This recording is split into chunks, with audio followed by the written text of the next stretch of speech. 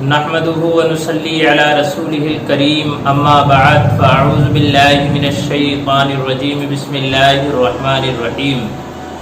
محترم دوستو، ہم گفتگو کر رہے ہیں جنگ بدر کے تعلق سے، آئیے اسی پر آگے گفتگو کرتے ہیں۔ چلیے شروع کرتے ہیں۔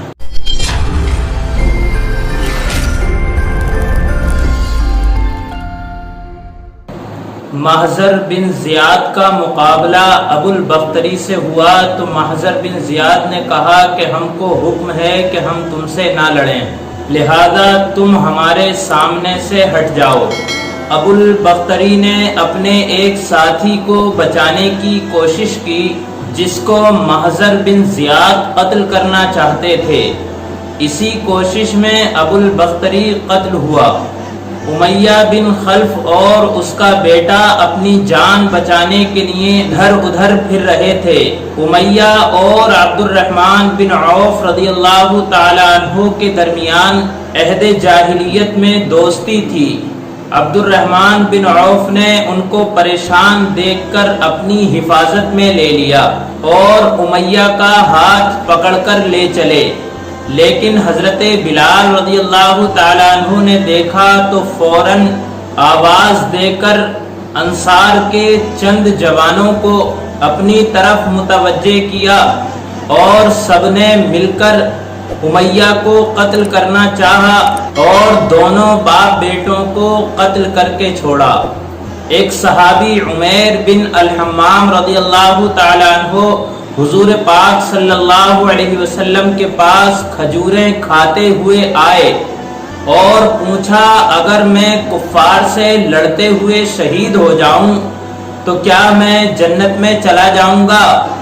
آپ نے فرمایا ہاں۔ وہ اسی وقت اپنے ہاتھ کی بقیہ کھجوریں پھینک کر تلوار کھینچ کر دشمنوں پر جا پڑے اور لڑتے لڑتے شہید ہو گئے۔ جب لڑائی خوب زور شور سے جاری تھی تو حضور صلی اللہ علیہ وسلم نے ایک مٹھی بھر مٹی اٹھائی اور اس پر کچھ دم کیا اور کفار کی طرف پھینک دی۔ اسی وقت کفار کے لشکر نے بھاگنا شروع کر دیا۔ ایک نوعمر انصاری حضرت معاذ بن عمرو کا مقابلہ اتفاقاً ابو جہل سے ہو گیا۔ ابو جہل خود زرہ وغیرہ پہنے ہوئے تھا۔ حضرت معاذ بن عمرو رضی اللہ تعالیٰ عنہ نے موقع پا کر اس کے پاؤں کو زرہ سے خالی دیکھ کر تلوار کا ایک ہاتھ اس کی نصف پنڈلی پر ایسا مارا کہ اس کا ایک پاؤں کٹ کر الگ جا گرا۔ ابو جہل کے بیٹے عکرمہ بن ابو جہل نے باپ کو زخمی دیکھ کر معاذ بن عمرو پر حملہ کیا اور تلوار کا ایسا ہاتھ مارا کہ حضرت معاذ بن عمرو رضی اللہ تعالی عنہ کا بایاں ہاتھ مونڈھے سے کٹ کر لٹک گیا۔ حضرت معاذ بن عمرو اسی طرح دن بھر لڑتے رہے۔ لٹکے ہوئے ہاتھ نے جب بہت زیادہ تکلیف دی تو آپ نے اس کو پاؤں کے نیچے دبا کر زور سے کھینچ کر الگ کر دیا۔ یہاں پر ایک بات اور بتا دوں کہ یہ حضرت معاذ بن عمرو رضی اللہ تعالیٰ عنہ جو چھوٹے بچے تھے، لیکن ان کے دل کے اندر جذبہ ایمانی ایسا تھا کہ جس کی وجہ سے دشمن بھی تھرا رہے تھے۔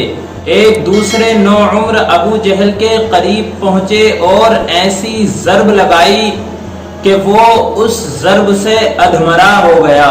دوستو، آگے بھی ہم اس پر گفتگو کریں گے، آپ جڑے رہیے گا۔ آگے میں بتاؤں گا کہ ابو جہل کی موت کس طریقے سے ہوئی۔ اللہ تبارک و تعالی سے دعا ہے پروردگار عالم صحابہ کرام جیسا جذبہ ہمارے دلوں کے اندر بھی پیدا فرمائے، آمین۔ السلام علیکم ورحمۃ اللہ وبرکاتہ۔